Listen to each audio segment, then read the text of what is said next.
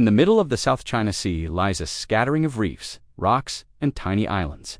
They're called the Spratly Islands, though some aren't islands at all, just coral barely above water. Yet these small specks on the map have drawn in some of the world's most powerful nations and turned a turquoise sea into a geopolitical flashpoint. This is the story of the Spratly Islands, the archipelago everyone wants.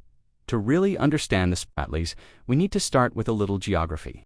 Over 425,000 square kilometers of ocean, there are around 100 features, reefs, shoals, and cays, not all of which are above water all the time. None of the islands are very big. The biggest Thichu Island is only about 5.7 square kilometers, and a few are uninhabited today. But what the islands lack in size, they make up for in strategic value. For centuries, they sat almost completely ignored, a quiet fishing ground in the middle of one of the world's busiest waterways. That is, until the 1970s, when reports of valuable oil and gas reserves beneath the waves sparked renewed interest. Suddenly, everyone wanted the islands, or at least some of them. China, Vietnam, the Philippines, Malaysia, Brunei, and Taiwan all lay claim to different parts of the archipelago. It's a messy patchwork of overlapping claims that leaves little room for compromise. We'll get to how those claims came about shortly. First, let's focus on the overlap. China alone lays claim to 29 features. Many of its claims overlap with those of its neighbors. Beijing says that all of the islands fall within its so-called 9-dash line, a vaguely defined maritime boundary that stretches like an amoeba through much of the South China Sea. Other governments reject this line entirely, including Vietnam, whose own territorial claims overlap significantly with China's. Both countries also claim groups of islands held by other governments. China wants the Paracel Islands, which are controlled by Vietnam, and some parts of the chain controlled by Taiwan. Vietnam wants the Spratlys, which are held by Malaysia, the Philippines, and Brunei. The United States is not a claimant, but American warships regularly sail through the region to uphold freedom of navigation. You can see how even the smallest island might become a focal point of dispute. Take Mischief Reef, a horseshoe-shaped coral atoll, just 195 square kilometers wide. It's claimed by China, Taiwan, and the Philippines. In 1995, China landed construction materials and personnel on the reef and built 7 structures that would eventually be linked together into one large artificial island. The Philippine government protested, but the Chinese remained. Today, the reef hosts a lighthouse, a helipad, and other facilities. A Chinese Coast Guard ship and 2 fishing boats sit in the lagoon. The Philippine Coast Guard patrols close by. Fiery Cross Reef is another flashpoint. This tiny patch of coral is claimed by China, Vietnam, and Malaysia. By 2013, China had transformed the reef into a permanent fixture, building an airstrip and other buildings on a man-made island. Nearby, a Chinese Coast Guard vessel keeps watch. It's not just China. The reefs and lagoons are a playground for naval vessels and patrol boats from all sides. Their presence creates tension, sometimes turning the tranquil waters of the South China Sea into a high-stakes game of chicken.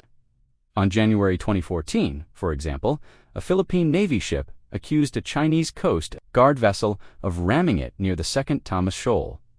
The Philippine ship sustained a hole in its hull. Nobody was injured. In November 2016, a Chinese Coast Guard ship blocked a Philippine resupply mission to Second Thomas Shoal. And in March 2019, a Chinese Coast Guard vessel used a water cannon on Philippine boats trying to reach Second Thomas Shoal. These incidents are not isolated. Close encounters are common. That brings us back to the question, why do these tiny islands matter? Why does control of reefs barely above the water spark such fierce competition? Let's rewind the clock to get to the bottom of it. Let's start with the early claims. Ancient Chinese records from as far back as the Han Dynasty mentioned the islands. During the Nguyen Dynasty, the Vietnamese rulers considered them part of their empire. In the early 20th century, French and Japanese colonial powers occupied some of the islands at different times. But after World War II, the islands were left largely unguarded until the 1970s when reports of oil potential reignited competing claims. In March 1974, South Vietnam, China, and the Philippines all fought over 4 uninhabited islands known as the Paracel Islands. The Vietnamese lost control of 3 of the islands to China. tensions continued to simmer until 1988, when China and Vietnam went to war over the islands. The Battle of Johnson South Reef left over 60 Vietnamese sailors dead and further solidified Chinese control over the Paracels. In the years since, countries have been jockeying to occupy more of the archipelago. It's a race for position that has seen China emerge as the dominant power. It now occupies more than half of the features, mostly in the southern portion of the chain. Vietnam is second with control of at least 30. The Philippines, Malaysia, and Brunei each hold several in Taiwan. China and Vietnam each hold one. Those are the main players and the current state of play, but there are a few non-state actors worth mentioning.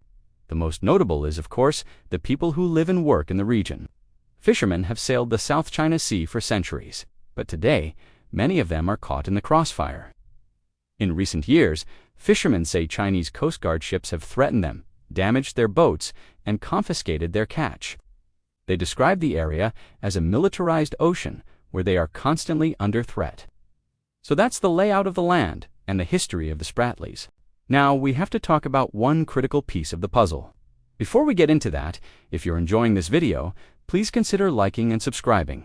It really helps me make more of the content that you want to see. Thanks for your support. Now on to the law. As I mentioned earlier, the Philippines brought a case against China before the Permanent Court of Arbitration in 2013. At stake was whether China's S9-line claim had any legal basis.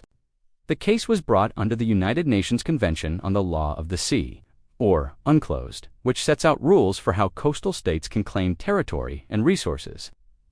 Under UNCLOS, states can claim exclusive economic zones extending 200 miles from their shores. Countries that share borders must divide resources and coordinate claims. But China's 9-line claims a much bigger slice of the sea, overlapping the claims of neighboring countries. China refused to participate in the arbitration. It says it doesn't recognize the court's authority.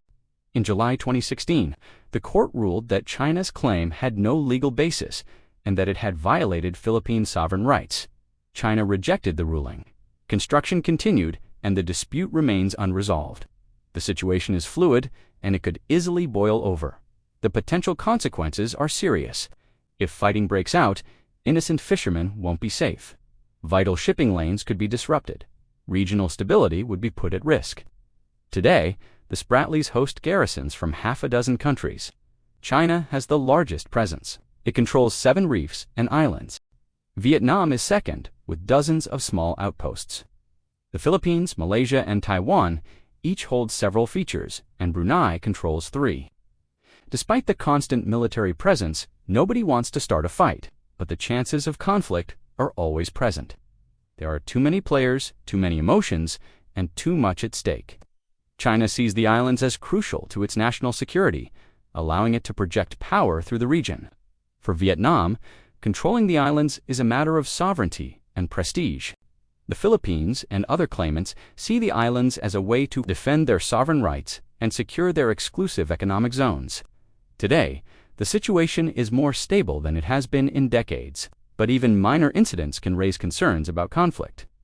When a Chinese Coast Guard vessel rammed a Philippine warship in 2014, it raised fears that violence could break out. Incidents like these highlight the fragility of the current balance. One wrong move could trigger a wider conflict.